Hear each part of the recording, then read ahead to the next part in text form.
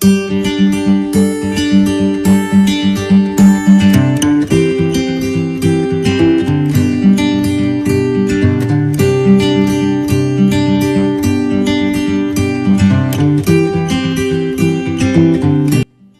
നമുക്ക് വളരെ ടേസ്റ്റിയും ഹെൽത്തിയും എന്നാൽ സിമ്പിളായിട്ട് ഉണ്ടാക്കാൻ പറ്റിയതുമായ ഒരു ചീരത്തോരൻ റെഡിയാക്കാം. നമ്മുടെ സൈഡൊക്കെ ഈ തോരന് ഉപ്പേരിക്കൊക്കെ പകരം വറവ് എന്നാണ് പറയൽ. ഇതിന് ചീര വറുത്തത് എന്ന് പറയും. അപ്പോൾ ഇതിനു വേണ്ടി ഞാനിവിടെ ഒരു കെട്ട് ചീരയാണ് എടുത്തിട്ടുള്ളത്. ഒരു കെട്ട് എന്ന് പറയുമ്പോൾ ഒരു 300-400 ഗ്രാമൊക്കെ ഉണ്ടാവും. പിന്നെ 1/4 കപ്പ് തേങ്ങ ചിരകിയത്, പിന്നെ ഒരു ഉള്ളിയുടെ പകുതി ചെറുതായിട്ട് മുറിച്ചത്, 2-3 വെളുത്തുള്ളിയുടെ അല്ലി ചതച്ചത്, 2 പച്ചമുളക്, കുറച്ച് കറിവേപ്പില, പിന്നെ ഒരു 1.5 ടേബിൾ സ്പൂൺ വെളിച്ചെണ്ണ, ഒരു 1/2 ടീസ്പൂൺ കടുക്. ഇത്രയുമാണ് ഇതിനാവശ്യമുള്ള സാധനങ്ങൾ. ഇത് വളരെ പെട്ടെന്ന് റെഡിയാക്കാൻ പറ്റിയ ഒരു തോരനാണ്, നല്ല ടേസ്റ്റിയുമാണ്. അപ്പോൾ ആദ്യം നമുക്ക് ഈ ചീര ഒന്ന് വൃത്തിയായിട്ട് ക്ലീൻ ചെയ്യാം. കാരണം ചീരയിൽ പൊതുവേ നല്ല മണ്ണുണ്ടാവും. അപ്പോൾ ഒരു തരി മണ്ണ് പട്ടാൽ പിന്നെ ആ വറവ് നമുക്ക് തിന്നാൻ ബുദ്ധിമുട്ടായിരിക്കും. അപ്പോൾ ആദ്യം ഞാനിവിടെ ഒരു അരിപ്പയിലിട്ട് ഓരോന്നായിട്ടാണ് കഴുകി എടുത്തിട്ടുള്ളത്. നിങ്ങൾക്ക് ഒരു വലിയ പാത്രത്തിലിട്ട് വെച്ചാൽ, വെള്ളത്തിലിട്ട് വെച്ചാൽ അതിൻ്റെ മണ്ണൊക്കെ അങ്ങ് അടിയിൽ പോയിക്കോളും. 2-3 പ്രാവശ്യം അങ്ങനെ ചെയ്ത് കൊടുത്താൽ മതി. നമുക്ക് ആദ്യം ഇതിൻ്റെ വേരൊക്കെ ഒന്ന് കട്ട് ചെയ്ത് കളയാം.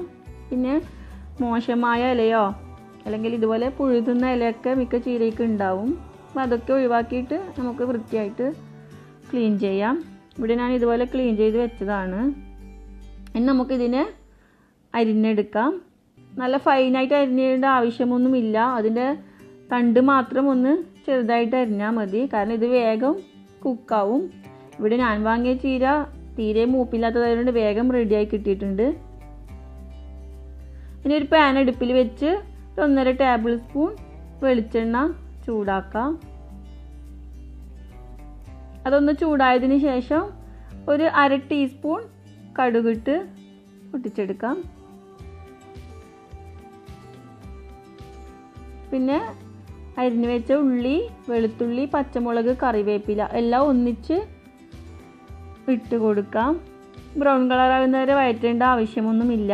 ജസ്റ്റ് ഒരു 1 മിനിറ്റ് അതിൻ്റെ ആ ഒരു പച്ചമണം മാറുന്നവരെ ഒന്ന് വഴറ്റി കൊടുത്താൽ മതി.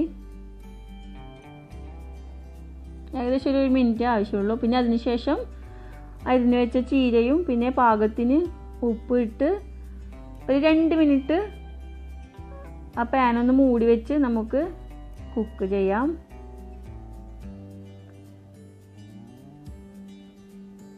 രണ്ട് മിനിറ്റ് കൊണ്ട് തന്നെ ഇത് റെഡിയായി കിട്ടും. പിന്നെ കുറച്ചും കൂടി മൂപ്പിൽ ചീരയാണെങ്കിൽ മാത്രമേ കുറച്ചുകൂടി സമയം എടുക്കുള്ളൂ. 2 മിനിറ്റ് കഴിഞ്ഞതിന് ശേഷം അതിലുള്ള വെള്ളമൊക്കെ ഇറങ്ങി വന്നിട്ടുണ്ടാവും. അപ്പോൾ നമുക്ക് ഹൈ ഫ്ലെയിമിലിട്ട് ആ വെള്ളം ഒന്ന് വറ്റിച്ചെടുത്താൽ മതി. ഇവിടെ ഇതിലുള്ള വെള്ളമൊക്കെ വറ്റിയിട്ടുണ്ട്. അപ്പോൾ ഇനി നമുക്ക് തേങ്ങയും കൂടി ചേർത്ത് ഒരു 1 മിനിറ്റും കൂടി അടുപ്പിൽ വെച്ച് ഒന്ന് ഇളക്കി കൊടുക്കാം. അപ്പോൾ നല്ല രുചിയേറിയ ചീരത്തോരൻ ഇവിടെ റെഡി ആയിട്ടുണ്ട്. അപ്പോൾ ഇത് നല്ല ചോറിൻ്റെ കൂടെയൊക്കെ നല്ല ടേസ്റ്റാണ്. ഇതറിയാത്തവർ വളരെ കുറവായിരിക്കും. അപ്പോൾ അറിയാത്ത ആരെങ്കിലും ഉണ്ടെങ്കിൽ ട്രൈ ചെയ്ത് നോക്കി അഭിപ്രായം അറിയിക്കുക. ഷെയർ ചെയ്യാനും ലൈക്ക് ചെയ്യാനും സബ്സ്ക്രൈബ് ചെയ്യാനും മറക്കരുത്. ഇനിയും നല്ല റെസിപ്പികളുമായി കാണാം. Thank you.